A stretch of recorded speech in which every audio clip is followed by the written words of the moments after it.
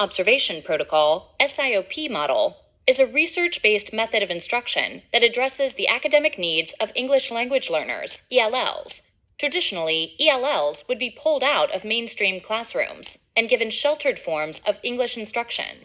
The SIOP model eliminates this separation by combining multiple instructional components with teaching strategies to ensure the content and language needs of ELL students are met as they learn alongside their native English-speaking peers.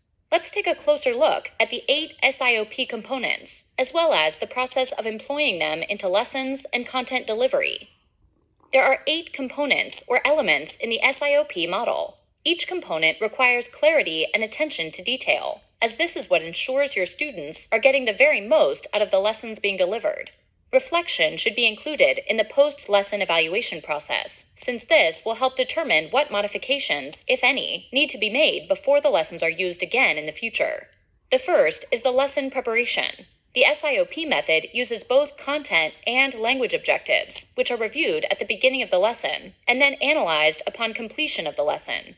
You should aim to clearly define content objectives based on the previous question in student-friendly language. For example, students will be able to draft a conclusion paragraph for their essay.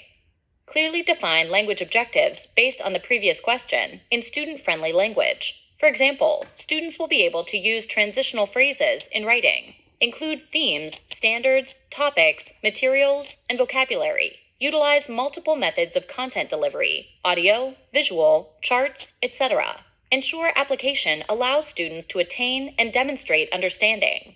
In the building background component of SIOP modeling, instructors look for opportunities to create links between past lessons and experiences. Hence, building background knowledge as a launch pad for the new lessons. Ensure that you focus and motivate students by connecting to what they already know. Address how students' personal experiences can relate to content area. Directly link concepts to students' background experiences, or make learning relevant. This experience can be personal, cultural, or academic. Link past learning to new content by referring to books, lessons, or charts that students have worked on previously.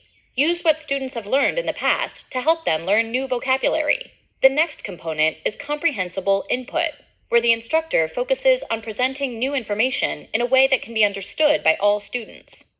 When it comes to objectives, content, vocabulary, etc., ask yourself, is it understandable? Can they explain it back to me? Be sure to use language that matches students' proficiency level. Make explanations of tasks clear by using step-by-step sequencing with visuals. Give plenty of examples by modeling, demonstrating, and participating with students. Enunciate clearly, speak slowly and purposefully. Use gestures, pictures, props, and objects to make content clear. Next, develop learning strategies. New content can be intimidating. Therefore, building background helps students feel comfortable and confident as they become experts on new content being learned. Aim to consistently use scaffolding strategies such as modeling, guided practice, independent practice. Use the think aloud strategy to show students how to work through concepts and learning strategies. Encourage higher thinking, delving, and questioning throughout lessons.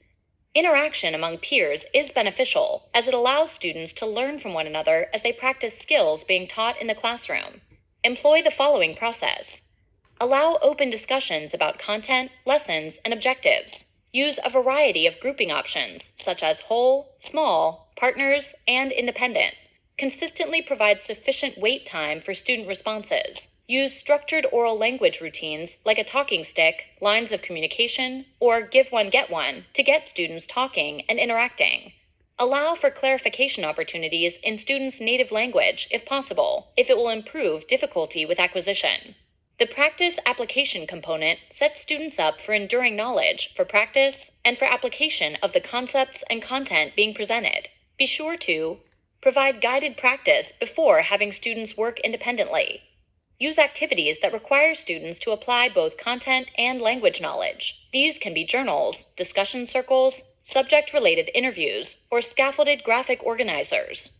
Use activities that integrate all language skills.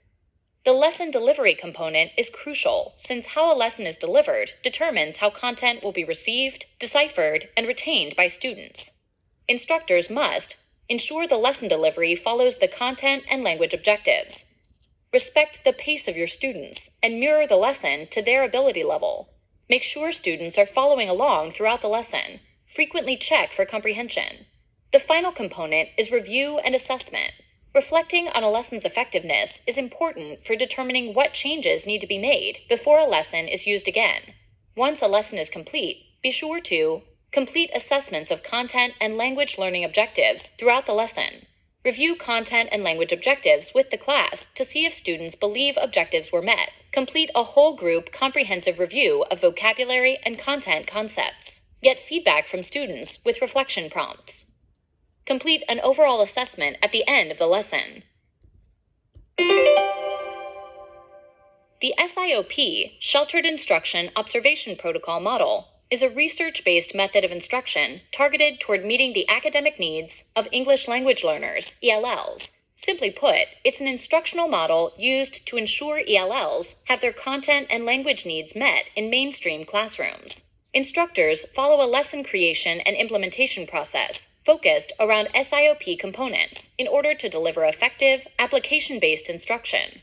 Through SIOPs are lesson preparation, building background, comprehensible input, strategies, interaction, practice and application, lesson delivery, and review and assessment. When following this rubric, instructors will successfully deliver content that best prepares ELLs for meeting his or her academic goals.